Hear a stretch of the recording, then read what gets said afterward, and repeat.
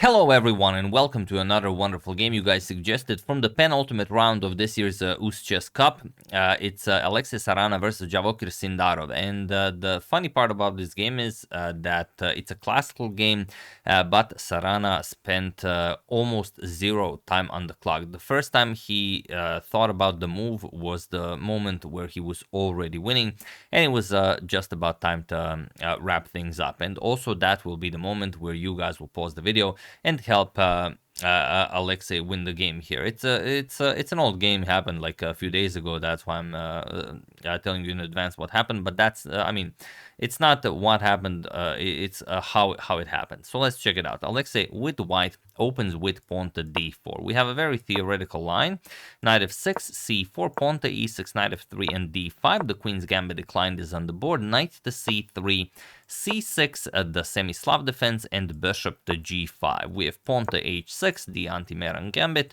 and bishop to h4. D captures on c4, and now pawn to e4. We are in the so-called anti-Moscow gambit. We have pawn to g5, bishop g3, pawn to b5, and bishop to e2. So nothing new being played here. Thousands and thousands of game in the database, and you can see that the players, of course, are not wasting any time, as both of them know this very well. Knight b to d7, we have queen to c2, and knight to h5 now. First, sort of a real thing for Javokhir, spending some 5 minutes on this move, preparing to eliminate the dark square bishop off the board. And now there is a game where castles was played, also a4 is a known move, but here we have rook to d1. And it is now, as of move 11, that we have a completely new game.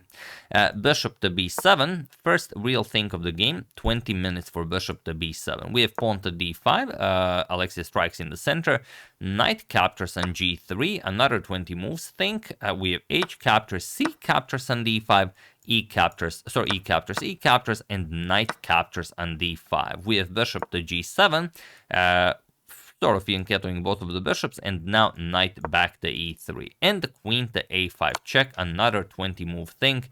It is the strongest move recommended by the engine, but just king to f1, not blocking but rather moving the king.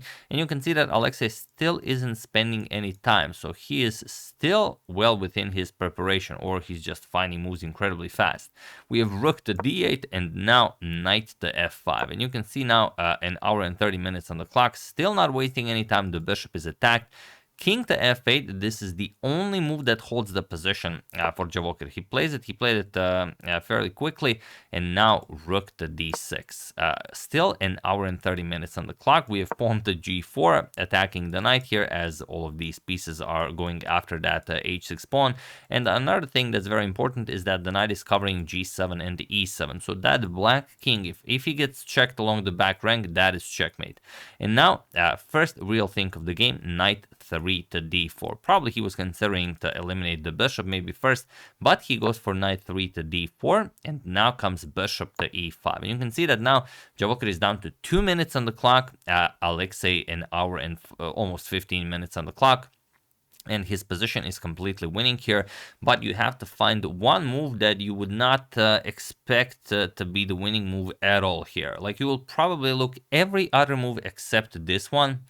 But that's why you guys are becoming so strong, because you are finding moves that not everyone can find. Feel free to pause the video and win the game for Alexey while I give you a couple of seconds.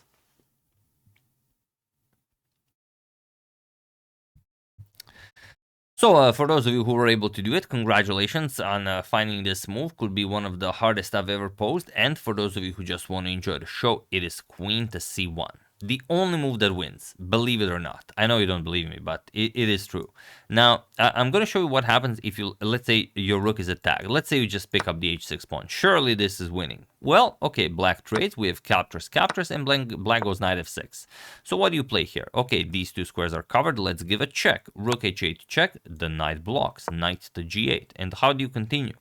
There's no good way. If you take on g8, the king will capture, and now you can play c1 to get the queen into the game, but it doesn't work. Bishop to f6, and if you now play queen to h6, then queen to b6, and we're all you know, all in all, whatever you play, black always finds a way to defend.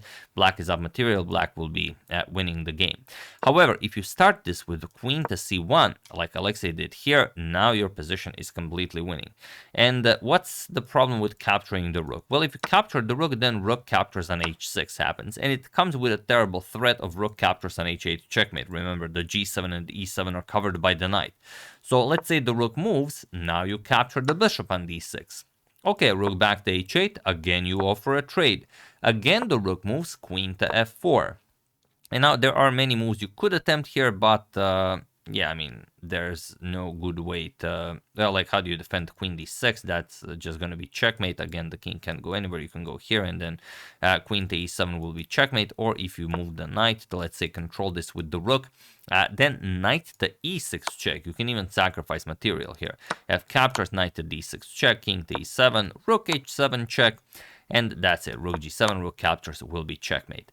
So that's why after queen to c1, knight to f6 was played, and now comes rook captures on h6, rook captures on d6, and rook captures on h8 with check. Knight to g8 blocking, and now rook captures on g8 with check again, king captures, and now queen to g5 with check. The queen to c1 was important to get the queen into the game with tempo. And now the problem is king to f8. Again, you run into problems. Queen e7 check. Oh, sorry, not queen g7. Queen to e7 check. King to g8, and queen captures on e5. White is just up too much material and completely winning. Also, you're threatening checkmate, so not the best. So here, king to h7 was played. Knight captures on d6 with bishop captures, and bishop captures on c4. There are many other moves you could play here, but this is just the biggest slap in the face you could receive right now, because, well, look at the position. It's equal material. Bishop captures on c4. Now white is up a pawn. Also, you're guarding the a2 pawn. Also, you cannot capture, as the queen on a5 would hang. And also, by capturing on c4, you've freed up the d3 square. The pawn is no longer covering it, so you can bring the bishop back with check. As long as the pawn is there, there's no bishop to d3 check. So that's why you eliminate it, and bishop to d3 check will end the game. So here, bishop to e4 was played, but now queen to h5 check, and it was in this position on move 28 that Javokhir Sindarov resigned the game, as there is nothing more to be done here. You will go king g7, then comes queen captures on f7 check, king h6, queen to f6 check, and after the king moves, knight e6, and there's no defense against queen to g7 checkmate. Whatever you play, of course, is insufficient. There's not even a move you could try. Like, yeah, there's no move you could try. All of the squares are defended where you could maybe try to play something. Yeah, this is covered by the knight, this is covered by the knight, so nothing you can try here. But yeah, really incredible. As you can see, in the end, Alexey was left with more than an hour on the clock, but up until this point, I mean, here, up until this, when his knight was attacked, up until knight to d4, he still had an hour and 30 minutes on the clock, the time he started with. So absolutely incredible. You know, sometimes your opponents are well prepared, sometimes they're just this well prepared. Or I could be completely wrong. Maybe he just found it all over the board and he played it instantly. But I would say, poor Javokhir just ran into some very cool preparation. So yeah, that's the game. Hope you guys enjoyed it. Thank you for suggesting such a nice game. I would like to thank EK McAllister, Eric Keith McAllister, MB Reed, Kristen Janet, and Jack Obeid for a contribution to my channel. Thank you a lot. I really appreciate it.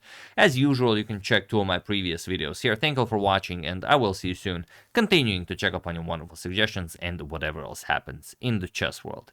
So thank you all. I will see you soon, and have an excellent rest of your day.